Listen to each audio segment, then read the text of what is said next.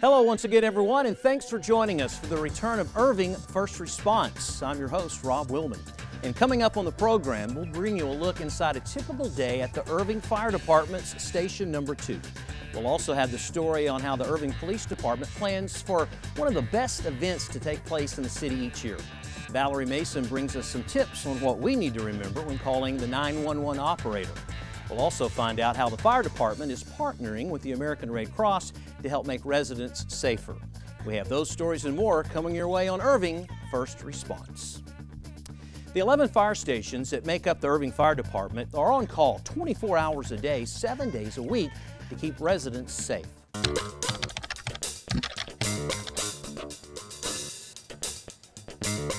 It caught me a little quick this morning. I had just walked in the door and I wasn't quite ready, and off we go. Battalion chiefs, we changed shift at 6:15 in the morning, the rest of the guys at 7. This fire came in at 6, so most of the guys that went to the fires we just had are from yesterday's crew, and they were getting off. So there was a little mixture. We had some A and B shifters there. The guys that went to the fire all headed home now to relax. We're getting the day started as a new crew. Shift change is 7 a.m., so you find out where you are that day, if you're driving, if you're riding on the back or what, and then find that guy and let him know that he's free to go home then. We try to find out everything that went on, any problems they incurred, make sure the apparatus is working, make sure all the gear is working. We have a sign-off sheet that says we've checked, make sure we've got all of our tools, everything's working, our breathing apparatus is working. They inform us any drugs or materials they use, so we come in here and restock. We have a set number of every drug on here that we're supposed to keep, and if we're running low, then we'll order new ones, so we keep a set stock. Then we go through and check through, like these lights, make sure this is for intubating patients. If we have to put a tube down the throat, make sure that all our lights and everything are working on that. It just gets really good going over every morning. And if you're driving, usually pull it out, check everything out, check all the tools, make sure everything's still there, make sure that the pump works. If you're driving the engine, make sure that the ladder works. All the different pieces of equipment we have, the power plants for the extrication tools, fans, saws, start it all up, make sure it all works and it's ready to go. Somebody's got to come in here and get the breakfast going so we can eat, because very soon we got to start going to training classes. Brandon, how good of a cook are you? He's better since he got here. Some guys just are good at it and love it. I remember when I made lieutenant, we had a captain at this station on C shift. He loved to do all the nighttime cooking. He didn't cook breakfast or lunch, but he had supper. Guys, that's mine, and he did a great job. Every crew's going to be a little different. Nobody wants me to cook because I'm no good. So the first thing I'm going to focus on today is anxiety. Can somebody tell me what anxiety is? Define anxiety. I come out to each fire station once a month, and we do different topics every month on medical procedures or just any kind of basic education that they need to know as EMTs and paramedics, because that's what I do, medical education. So we go over our protocols so they'll know what they're supposed to do for certain situations, such as heart attacks, strokes, and so forth. And then there's all the time new medical information coming out. We have a lot of changes because medicine's not stagnant. So I have to come out and get them up to date on the newest techniques and so forth. The job's constantly changing. The medical field is changing constantly. Updates in medicine, new research. It's just a constant process of continuing to learn how to treat patients, not just fire or medical wise. Fire is constantly changing. New construction, new tools, new equipment. Very important to keep up. If it's a trauma, they can't handle major trauma anyway, and so I know that was in our old protocols, but it's not anymore. We're all around each other when we're doing the CE, and we'll pick the things up together, so that helps us as far as how we operate.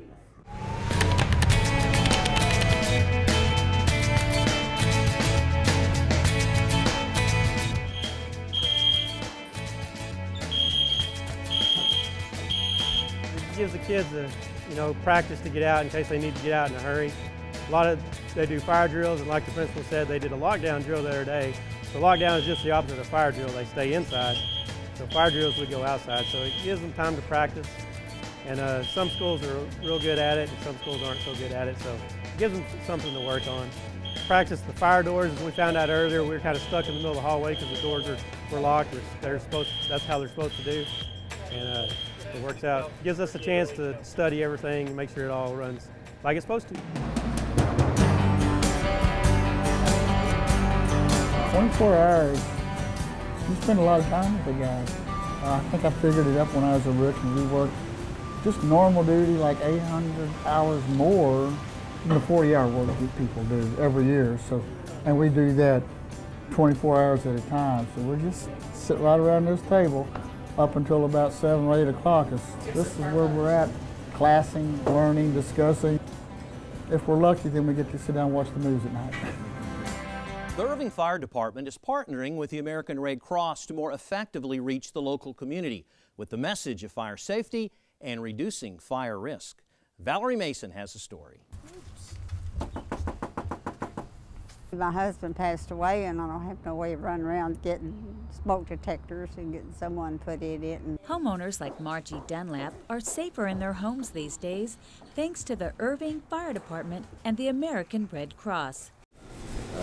Yeah, we have some smoke alarms. We're really excited about this opportunity to partner with the Irving Fire Department and actually all of our fire departments across the country as we try to encourage people in their communities to be fire safety aware and to make a plan so that they can, be prepared in case a fire hits their home. Red Cross staff and volunteers will be knocking on doors throughout neighborhoods, asking homeowners if they need smoke detectors or the batteries changed. And if they do, then the Red Cross is going to send us the request, and our actual fire crews, our district fire crews, will go out and make those installs in homes and speak to the residents and make sure they have good working smoke alarms in their homes. The targeted homes are those built before 1989. We've identified an area just south of City Hall that they're going to begin their canvassing efforts in.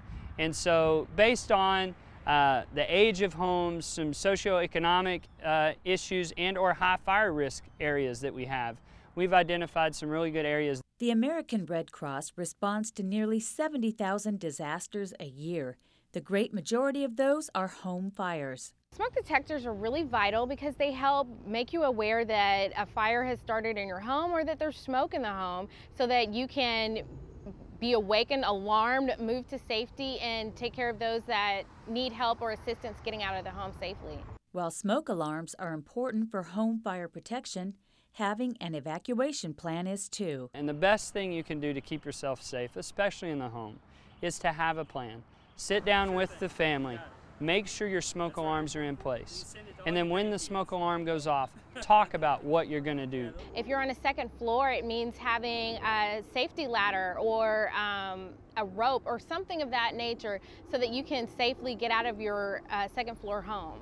Home fires are caused by many things from appliances, heating equipment to smoking. But the most common is unattended cooking fires. If we cook in the home a lot, then we're putting ourselves at a lot more risk for a fire, but there's absolutely plenty of things that we can do to keep ourselves safe. Your smoke detector is only as good as its battery. It chirps at you in the middle of the night, and so we remove the battery so it'll quit chirping.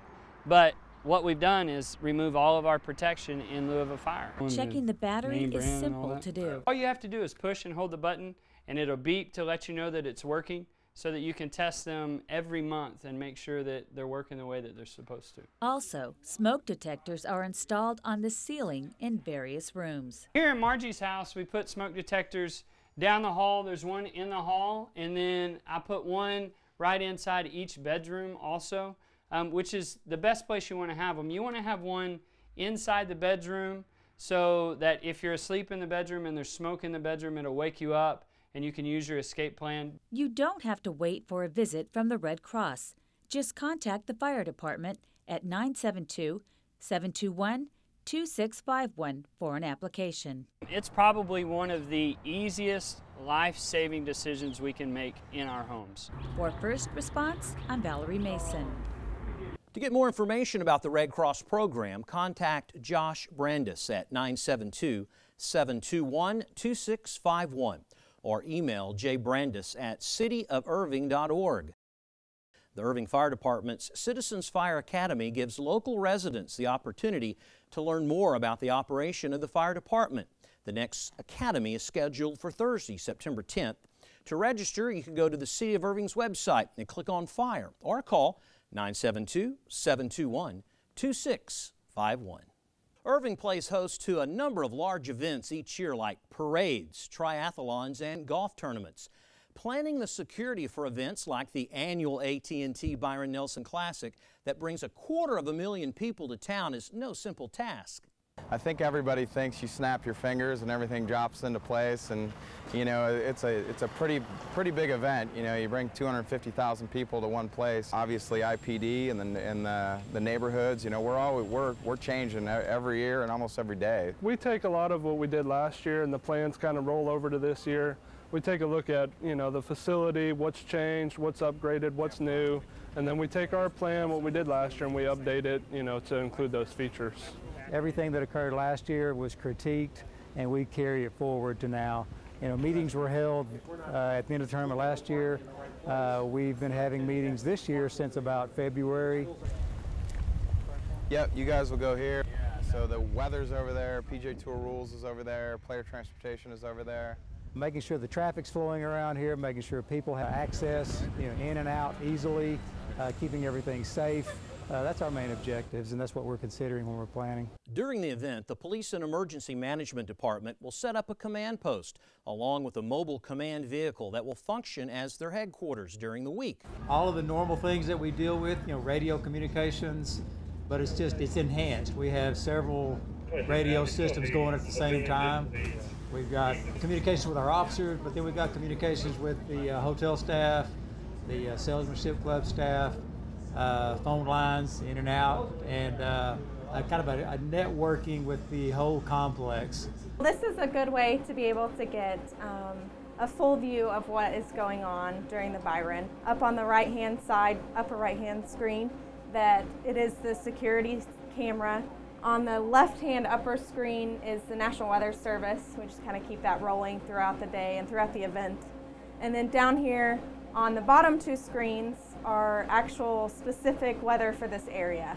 And that's really important because it gives us the ability to be able to see what's going on in this area and to be able to give the current information to the police department and all the people that are out here. Any event as big as the Nelson Tournament requires the department to be ready to adapt to changes that occur, like inclement weather.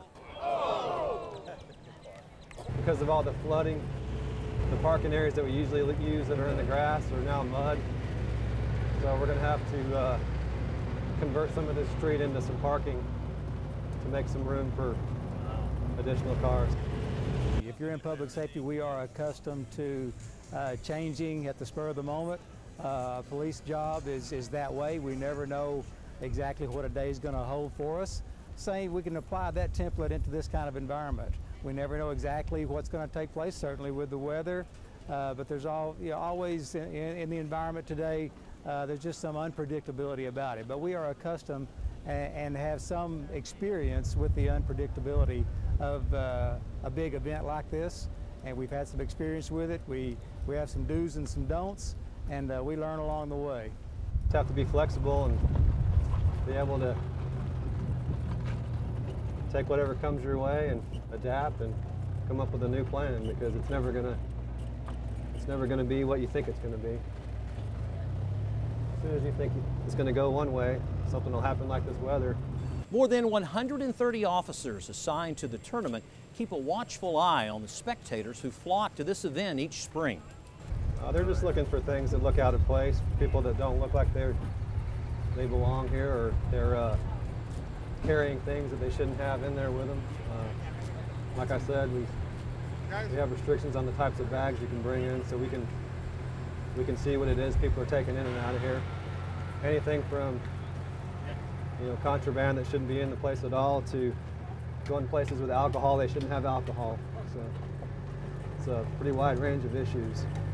When the final putt drops on Sunday, everyone involved with the event takes a moment to reflect on the hard work and effort put in by so many to make the tournament a success. It's awesome to see everything that's involved, everything from the PGA side to the hotel side, police department, our fire department, all the people that work out here. It's great to see the teamwork come together, see a great event put on for the city of Irving. It's a relief when it's over, but while we're out here, it's a good time. All the officers enjoy it out here. Get to know some people you don't work with every day, so it's kind of a nice part of the tournament. But yeah, once it's all over, it is a relief to know that we didn't have any major issues out here.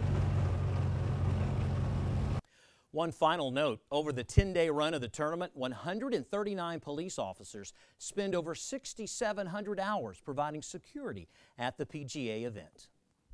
You saw officers on the bikes at the Nelson Golf Tournament. Before they're ready to hit the road, they go through training to prepare them for the streets. Jolene DeVito shows us what it's like to be a bike patrol officer.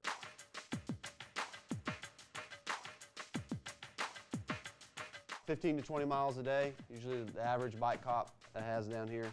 This Irving Police Department training session begins in the classroom. This comes into play with what we talked about, your shoes and gloves, and why we should wear gloves. But what these trainees and their instructors really want to do is get outside.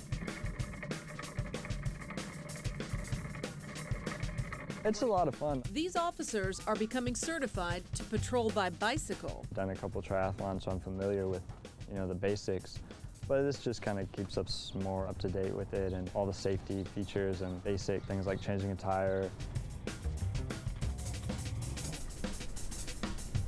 And basics like endurance, proper nutrition, and Effective cycling, and that's a big key is, coming up to hills, riding as a group together as a partner, side by side. Then those skills come into play when, they need to get to a suspect really fast or get to a call really quick.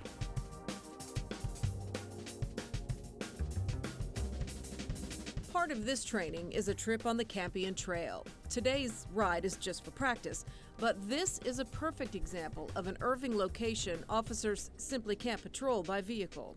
Well, bike patrol is another tool for police officers to use in many different areas, whether it's big events. We have the Byron Nelson every year where we're able to be mobile, get around in certain areas. And then also like in the problem-solving unit where we have ability to get on our bicycles and maneuver inside apartments, in and out of areas where officers can't go with their vehicles.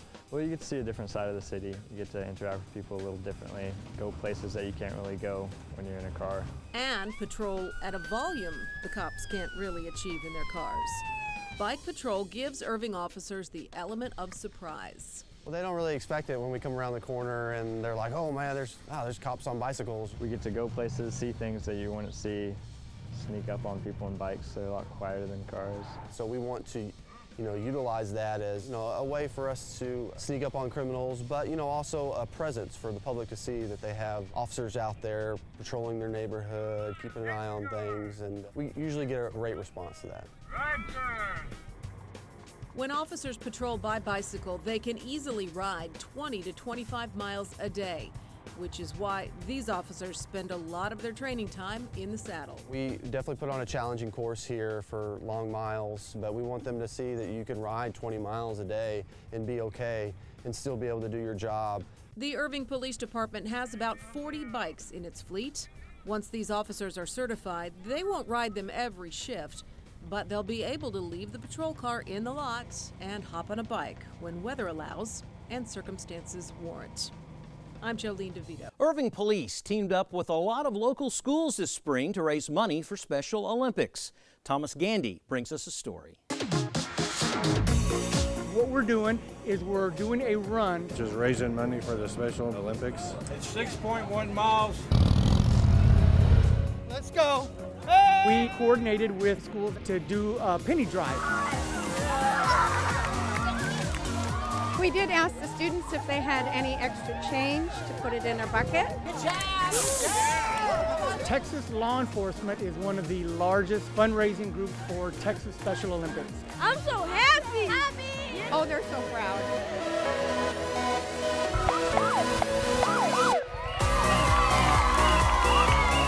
I love it! So we love supporting our police department and our principals.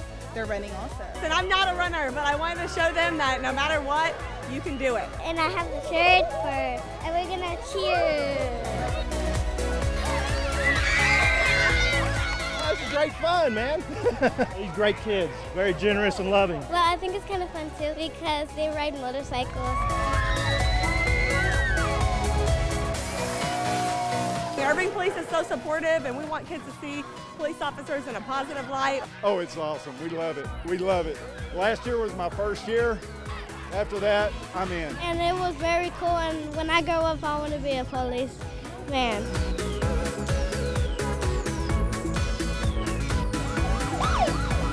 Our kids and staff have been fundraising for Special Olympics now for about 3 weeks, and we are so excited. The students had great incentives. Popcorn parties. We sold refreshments after school. The best one was getting to go barefoot in the classroom when they brought their money. I heard we were going to be donating to the Special Olympics, so I was just like, ooh, that sounds cool. Townley Elementary was the huge winner last year, and we're hoping that we take the goal again this year.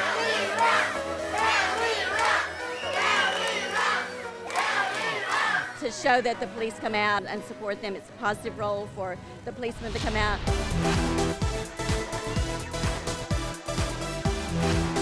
They've made it fun and they know why we're raising the money. They've worked very hard for Special Olympics. Thanks for the money, kids! Well, this is fantastic. Our kids really embrace an opportunity to give back. Well, we have a very active Special Olympics program at Nimitz, and of course all the students here are very supportive of the kids. You live here for the Irving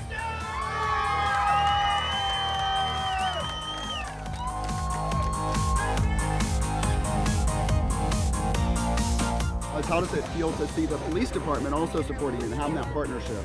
Well, I think that was great. I think that was a big piece of what actually motivated people to give so generously. We feel like as if working alongside of them, it helps out. It also helps around our school because then we realize that we have a connection with them too.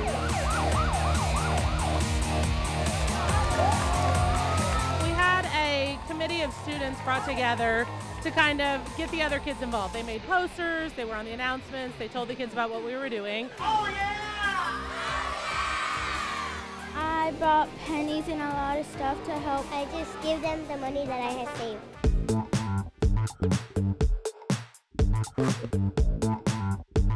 Well, last year we only had 5 schools involved, but the word got out, so this year we had 21 schools participate. So we've been doing this over 3 days now. Giving back to the torch run is an amazing event for the police department and for the city of Irving. Calling 911 is the best way to help someone in a life-threatening emergency. But as Valerie Mason tells us tonight, having the right information can help someone in need. Irving Police, this is Michelle. How can I help you? If an emergency arises, you know to call 911. But during this high-stress time, effectively reporting the incident is more than just dialing the numbers. It's extremely important for them to remain calm. If we can't get information from them, we can't get the information out to the officers. An emergency is any situation that requires immediate assistance from the police, fire department, or ambulance. If you ever have to make that call, think about the W's, the where, what, who, when, weapons, and welfare. The most important information is where. Okay, what's the name of this complex? If they know the exact address of where they are, that's great. If they don't know the exact address, they're driving. If we can get an intersection, something like that. If they're at a store and they don't know the exact address, if they can say the name of the store, I'm at the Target on Beltline versus the Target on MacArthur, something like that. Landmarks are good for pinpointing locations, nearby stores and businesses too. The what would be, what's the situation? What's happening? Is it an accident? Is it domestic? Is someone ill? Is someone injured? Something like whatever nature the call is going to be. So we know what needs to happen if we need to send medical equipment with the police department. If it's just the police department, it may be just fire or medical that needs to go. So we need to know who to send. Who would be the person reporting the incident and anyone directly involved. If you don't know who it is, it's an accident and you just drove past it, you may not know that, but we do try and get who you are, who is reporting the incident, even if it's not your incident. Let the dispatcher know if you see any weapons. We need to know if there's any weapons involved, so my officers can be more prepared. to know what they're walking into. If you call 911 by mistake, don't hang up. Stay on the line. As soon as you hit the buttons 911, even if you immediately hang up, your phone is going to send the call through anyway. So it's going to come to us. We'll have the number, and we're going to call you back, and we're going to try and call you back multiple times until we get you. Simply explain to the dispatcher that it was an error. You'll be asked a few questions just to confirm your safety. The biggest thing to think about is just help us help you. Give us the information that we need. We know it's a hard situation for you if you're calling the police. It's not the best situation to be in if you have to call the police for whatever reason, and we realize that, and we are here to help you. No one wants to make that call, but if that day comes, knowing these tips will help. Okay, we do have police on the way to you right now, okay? Valerie Mason for First Response. Irving Police stopped by Ranch View High School recently to give students some life-saving lessons. These seniors at Ranch View High School are about to get a lesson that could save a life. Yep, we're ready to go. They first drive the police department vehicle known as the Mule through a course in the parking lot. But the true test comes in the second lap. So now what we'll do is we'll put these on, okay? These are fatal vision goggles. They kind of simulate what it's like to be a .15 BAC. 0.08 is the legal limit. All right, so you'd roughly double the legal limit of intoxication when you put those on. So it simulates what an intoxicated driver sees, their vision, depth perception, how things are kind of out of whack. Oh, God. All right, man, you think you can do it? I think so. All right. Oh, man, hold on. All right, hit the brake. There you go. They are told each cone on the course represents a pedestrian. Oh, that kid's dead. All right, we've only killed about 6 people so far. Keep going. Boom, nailed it. Yep. Flip that one, flip that one. Flip, flip, flip, flip. Oh, don't worry about this, just people. Well, research has shown that the lecture type education isn't as effective as a hands-on experience like they're doing today, where that kids actually get to experience what it's like to feel this way in a vehicle and feel out of control. Oh, yeah. I think we've had like 5 or 6 so far. And this is more an interactive type thing versus just a typical lecture on alcohol. So once they get to drive through this or participate in this and they run into cones and stuff like that, they realize, maybe I don't got this. There are plenty of laughs on this day. It's done in fun, but it's a very serious message. I feel like I'm killing people. Yep, those are people, those are curves, that's everything. With the goggles on, it was really hard to see. Like, you don't know where you're driving and how far over you are next to the cones. Since you're under 21, all I have to do is smell alcohol in your breath. That's it, and it's a DUI minor. You got an automatic suspension of your driver's license. The Irving Police Department's DWI unit is offering this experience at Ranch View the day before the school's prom. Officers say underage drinking and driving is a big concern. We see it firsthand that, it does involve, high school students that live here in the city. And what we're hoping that they get out of it is that, hey, look, it can happen to you. I arrest people all the time that say, well, I wouldn't kill anybody. I have never met a single person that has gone out drinking saying, tonight I'm going to go drinking, then I'm going to drive home, and I think on the way home I'll kill somebody. All right, it just happened.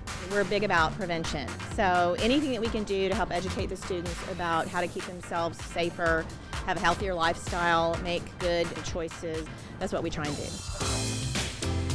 By driving with the special glasses, seeing a wrecked car, and hearing true stories. One of them blew a .17 and he had run a red light and T-boned a car. Irving Police hope the students get the critical message. I don't need to be drinking and driving at all.